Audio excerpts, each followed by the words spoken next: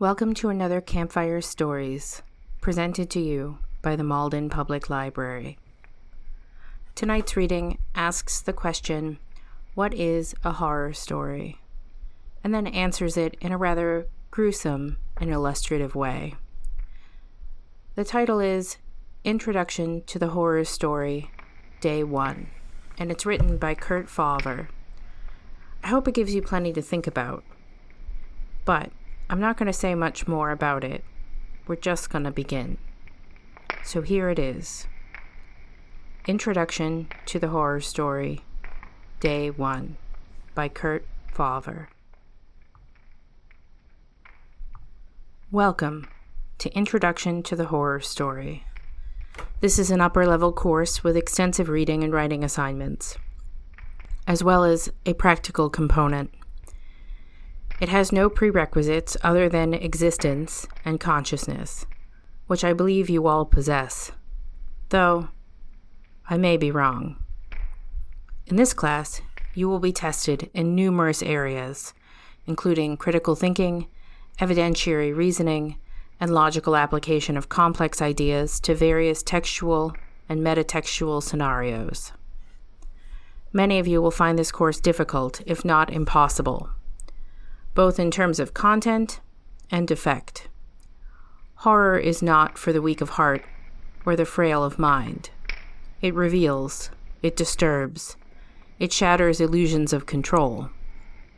It forces you to confront what you don't want to confront and question what you don't want to question. It reorients the compasses within you and sets you off towards new, sometimes unsettling lands of thought. That said, you're here because you're interested in horror and horror stories. You want to learn about them, find their truth. I will help you in this noble endeavor, but don't say I didn't warn you. So, where do we start? I suppose we should begin our discussion with the most fundamental of questions, the question that will underscore everything we do here. What is the horror story? If I say, someone died, is that a horror story? Is it so simple that the only requirements for a horror story are a tragedy and a victim upon whom that tragedy falls? No, someone says at the back of the room. Your name is Calissa, I believe? Calissa. Well, Calissa, I agree. Bad thing happens to person seems too reductive to define the genre. Yet, what else is there to horror, if not bad things and their victims? Fear. I hear an answer from the corner. Feeling fear. And you might be right. Marshall, I believe. Don't look so surprised that I know your name. I make sure to research and study my students long before they enter my class. It's all part of the educational process. As for your answer, Marshall, it's good, but fear only further complicates my original question, as anything can cause fear for any reason. Stars, mushrooms, gerbils, the sound of a car horn. Any of these things can be a source of horror for a person with a particular phobia, which would mean any story, every story, is a horror story to someone. You might not be scared by the story, someone died, but someone will be. Death is, after all, generally scary, and many readers are quite generous with their sympathies. But maybe those readers aren't you. No, none of you are moved by the death of a faceless someone. You're too jaded or too absorbed in the idea of deep characterization. You need a proxy, an avatar. You need to see yourself in the story. And you refuse to consider that you might be a faceless someone to the rest of the world. Someone must be like you. Perhaps then we need more specificity. Perhaps I should posit that all those victims in a horror story, all those rivals of 1,000 knives and million claws, are actually you. Maybe when I said someone died, what I really meant to say was you died. You died. Now that's a horror story, right? Ah, silence. We're getting closer, I think. If you're afraid of dying, you died is really the ultimate horror story. It's what every horror story you've ever read boils down to. Every monster, every killer, every disastrous happenstance in every story is actually death playing masquerade. In this case, the threat in all horror is the threat that you, precious you, will no longer be. But if you've made peace with your fragile mortality, or are actively seeking the Reaper, then even you died stirs not the slightest mote of anxiety within you. Rather, you died takes on the flavor of an adventure story, or a philosophical conundrum, or even a welcome sabbatical, but not a horror tale. Okay, so what then? What, if not death, is so universal that it might evoke fear in any reader? What's the one thing that a horror story needs to tap to produce its frisson? Now, you're all scared to say the wrong thing. Let me tell you, that's not what you should be scared of at this moment. But come on, answer the question. Give it a shot. What's so universal that it underlies all horror stories? What do all people dread? If not death, what then? I hear loneliness. I hear failure. I hear public speaking. I hear, oh yes, there it is. I hear pain. Very good, Calissa. What about pain? Might that be the substructure of all horror? Let me up the ante a bit. What about suffering? You suffered. Now that's beginning to sound like a horror story. You don't want to suffer. No one wants to suffer. No one. It's a ubiquitous fear. But masochists say, let's see, I believe it's Samari? But you like to go by just Sam. Yes, Sam.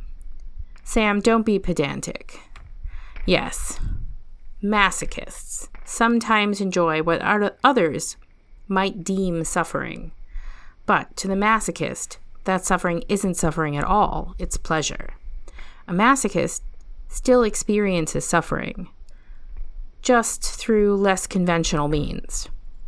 Which brings us back around to the notion that truly no one wants to suffer. Whatever your particular conception of suffering, of torment, and torture and pain, you actively avoid it. Horror knows this. It understands that suffering is the bane of all living things, more than death. Suffering negates life, because unlike death, it isn't a necessary element of the process of living. Our civilization is rife with innumerable means of pain alleviation. You don't need to suffer, yet due to the inimical mechanics of the cosmos and the villainy of small men, you often will. You fear suffering quite rightly. It's inhumane. It makes few distinctions in who it visits.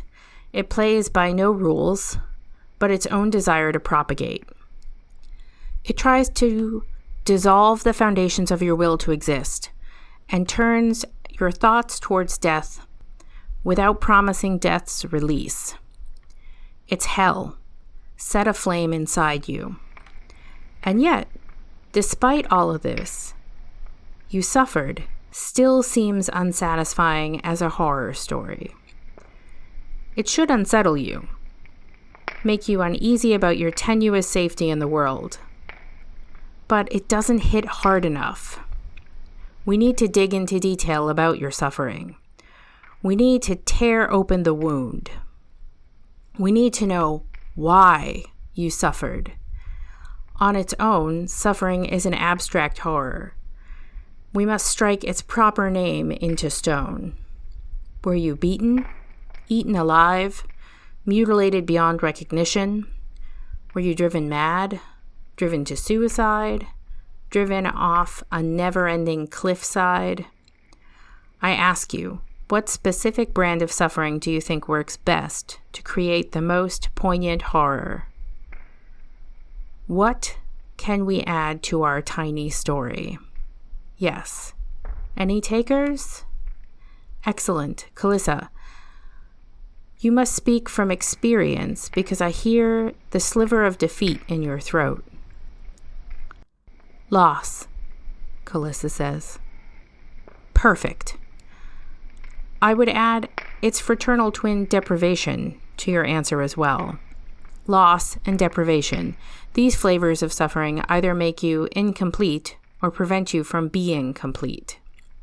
They take away something you value, something you love, something you need, or bar you from having a valued, loved, or needed thing. They cause emptiness, lack, a hollowing of the good elements of life. So let's amend our story again. You suffered a great loss. Oh, now your hearts and minds are beginning to spin. A great loss causes suffering that may have no cessation. It opens a bottomless pit in your mind and your soul. You think about all of loss's terrifying possibilities. You can lose something tangible, like a body part, or a home, or an identity. You can lose a person, a lover, a child, a mother, a father, or a friend. You can lose your sense of security, your confidence in the cosmic order of life, your sense of innocence, of your moral code, all intangibles. Edgar Allan Poe focused on the loss of sanity and self. H.P. Lovecraft focused on the loss of human power and import. Shirley Jackson focused on the loss of reason and common human bonds. You can lose so many things that permutations of horror's narratives are endless. But because of loss's wide reach, simply explaining that you've lost something great doesn't engage you as much as it could. You're bogged down by too many horrible potentialities. We need to focus. We need to draw upon the object of your loss. We have to... Was that a knock on the door? Perfect punctuation for this moment of our lecture. Come in, come in. Don't worry, these are just some of my graduate assistants. A strange lot indeed, but you'll find all grad students possess a degree of disturbing eccentricity. They're here to set up something for my next class. Yes, put the box under each desk. Yes, each box is sealed and labeled. You know how to find the correct desk. Pardon the intrusion, everyone. My assistants will be done shortly, and then they'll see themselves out. Now, where were we? The object of your loss. Well, this this should be obvious. What do the greatest number of people most actively fear losing? Remember, it's not their lives. Calissa, you're on fire. I truly hope you have the fortitude for this course. The people they love? She says. It's cliched, yes. It's overused in fiction, yes. In all the wrong hands, it rolls eyes and induces groans. But the loss of a loved one is effective. It's genuine. In order to ward off the chill of an indifferent universe, we bundle ourselves in fabric woven from threads of love.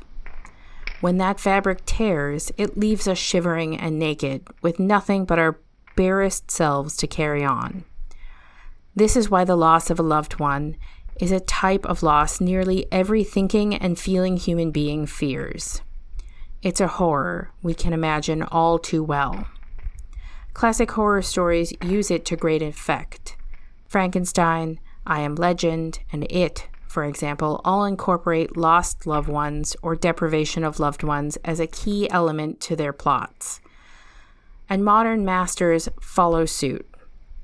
Look at Tremblay's Head Full of Ghosts or Langan's The Fisherman. Both are wondrous and frightening tales bound by the vacuum of lost loved ones. Who are we to argue with such a pedigree? Okay, let's flesh out our skeletal horror story accordingly.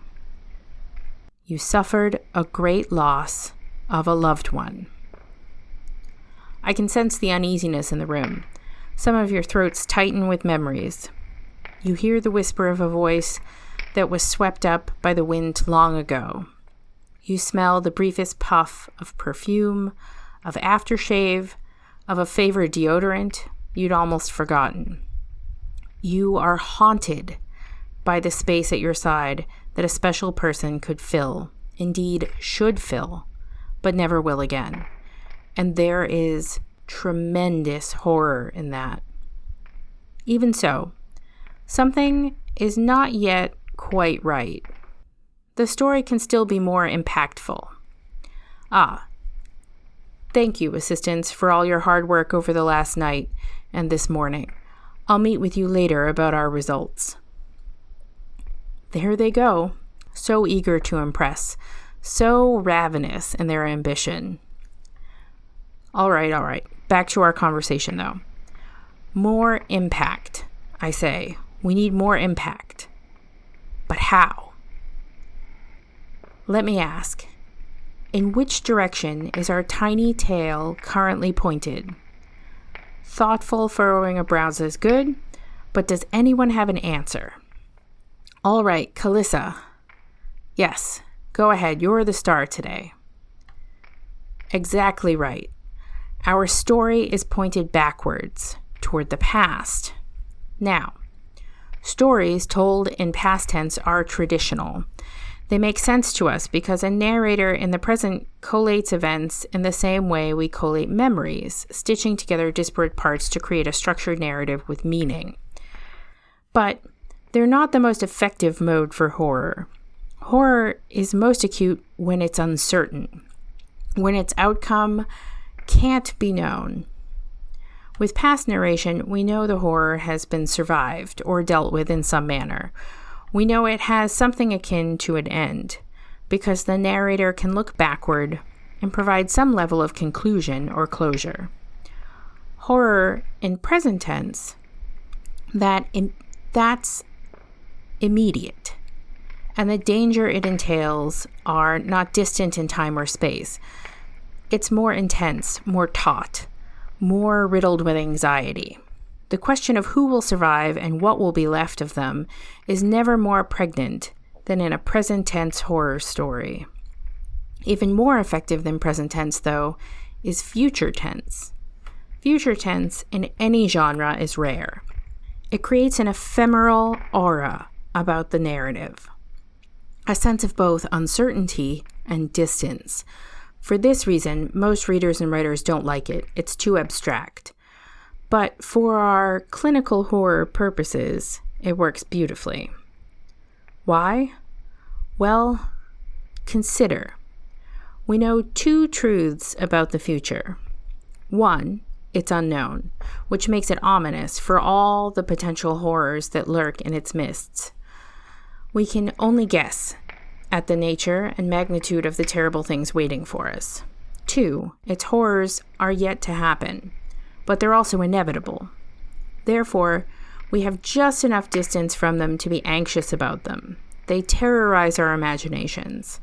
We can configure a million disturbing scenes in our mind's eye and worry over their potential arrival. In other words, horror, at its best, produces terror as well as horror.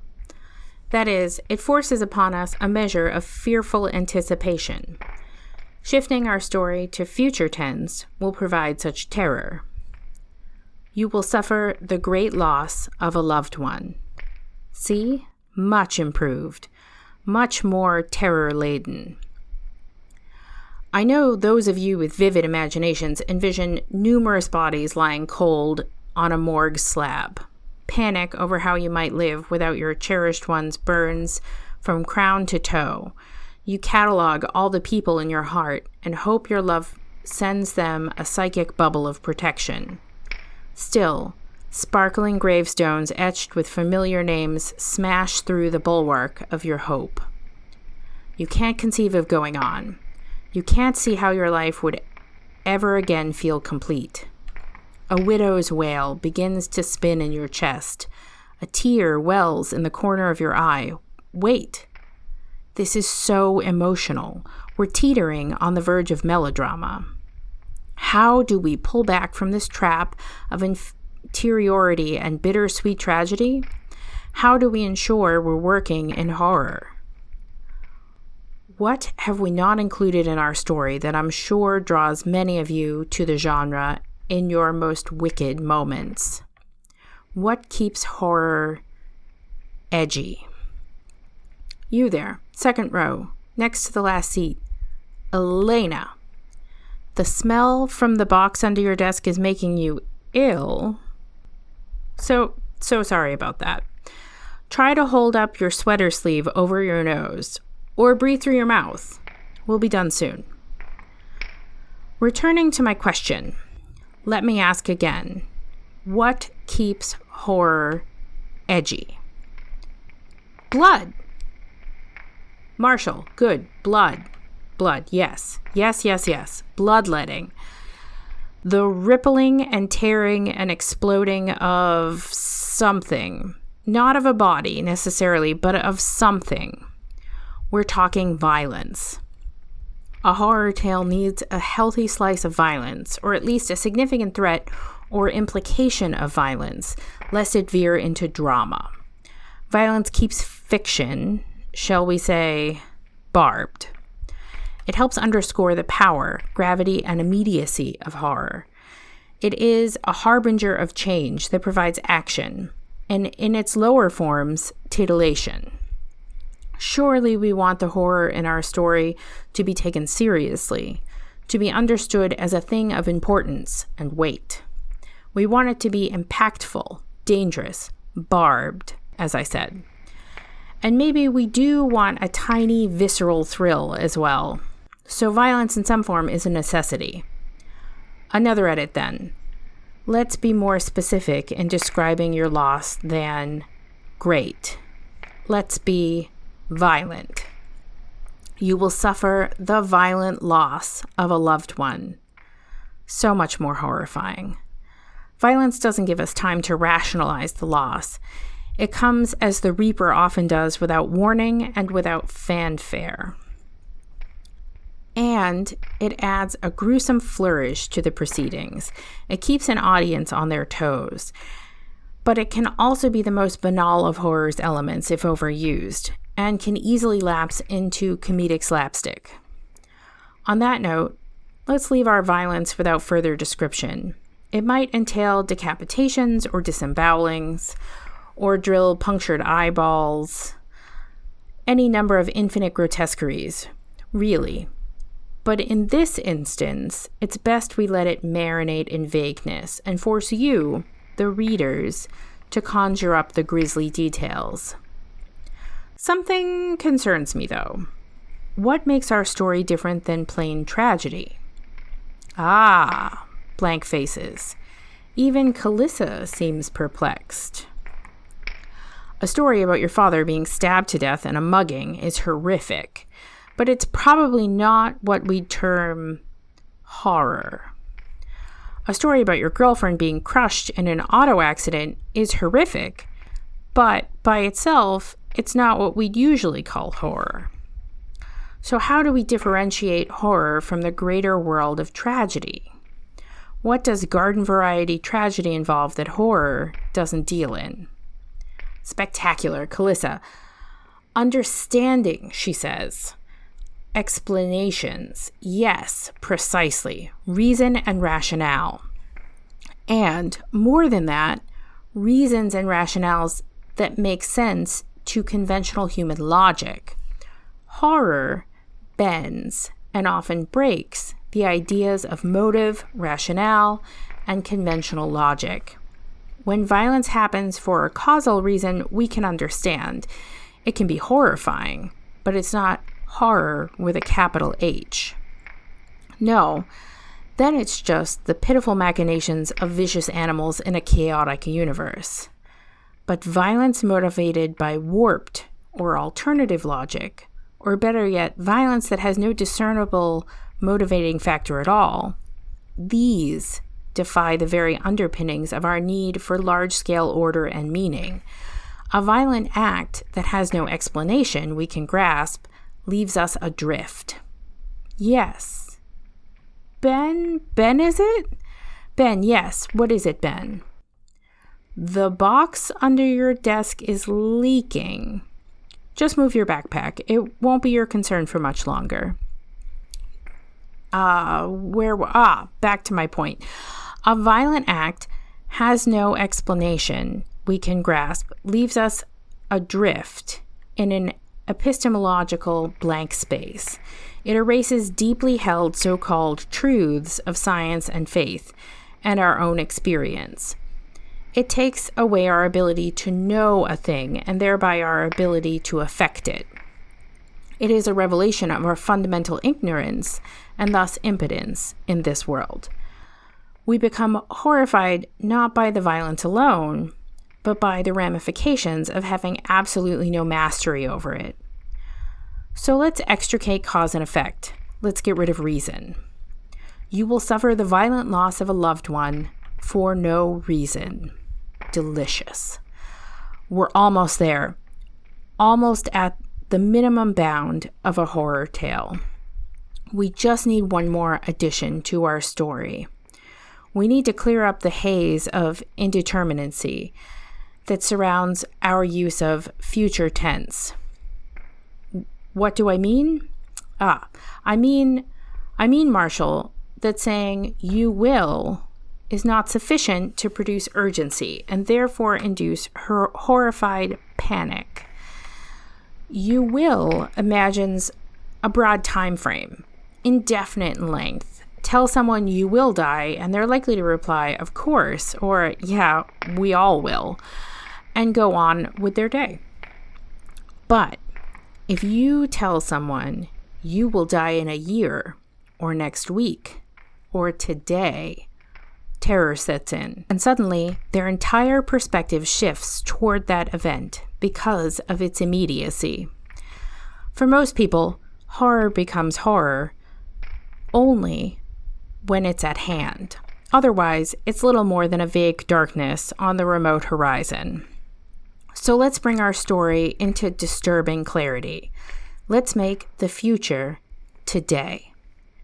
Today, you will suffer the violent loss of a loved one for no reason. Beautiful. Here's what we've been seeking. Here, we have the horror story, distilled to its essence. Let's recap. A reader must see themselves in the story. You, check. A reader must be presented with a fear that inverts the vitality of living and leaves a gaping chasm within its victims. Suffer, check. A reader must understand that the chasm, and thus the fear, may have no end. The loss of a loved one, check. A reader must feel terrified anticipation of the fear's arrival. Will, check. A reader must shrink away from the potential violence of the fear. Violent, check. A reader must be led to believe that no traditional logic, better yet, no logic at all, has motivated the fear. For no reason, check. A reader must know that the fear is immediate in their own life, knocking on the door. Today, check. Stitch it back together. Today, you will suffer the violent loss of a loved one for no reason. Could it be more perfect? Yes, but only one way. Metatext. When the horror story can break free from its fictional bindings and creep into the real world, when it can cause its readers to take the place of its victims, not just during the tale, but long after its words have been read, then the horror story has achieved transcendence. The horror story becomes your reality, and your reality becomes horror story. You understand that what happens in the story can happen to you, will happen to you, is happening to you right now. The story loses its quotation marks. Today, you will suffer the violent loss of a loved one for no reason. I'm telling you, it's fiction, but it's not. Calissa has realized the implication. Look at how pale she is. Look at how she's trying not to let her eyes wander to the boxes under her peers' desks. I'm sorry for the bit of subterfuge. Those boxes are indeed for all of you. It's not possible, Calissa says. But of course, Calissa, everything is possible in horror, through horror. Today, you will suffer the violent loss of a loved one for no reason. It's no longer a story. It's life. You want to know what horror is all about? Here it is. Pull out the boxes from under your desks. Open them carefully. Behold your answer. And please try not to scream. I will take points off your final grade for that. All I can think here is Brad Pitt shouting, "What's in the box?" Well, I hope you liked tonight's reading, and I hope it gave you plenty of food for thought. I know we often discuss our leaning toward horror in a lot of our readings, but sometimes we kind of veer off course a little bit, or sometimes things are a little bit vague. So I thought that this would be a fun way to examine the genre that we most often inhabit in these stories. I hope you liked it. And if you want to read this story on your own, I'll link to it in the comments. I've been finding a lot of our stories in Nightmare Magazine, which is published on the web and offers a lot of really wonderful short fiction by some well-known and less well-known authors. I definitely suggest you check out their back catalog and read some really, truly brilliant stories for yourself. They've been a real treat for me to read. So thank you for joining us tonight and continuing to support the library and its programming. Hope you'll join us next week for another Campfire Stories. Have a very spooky night.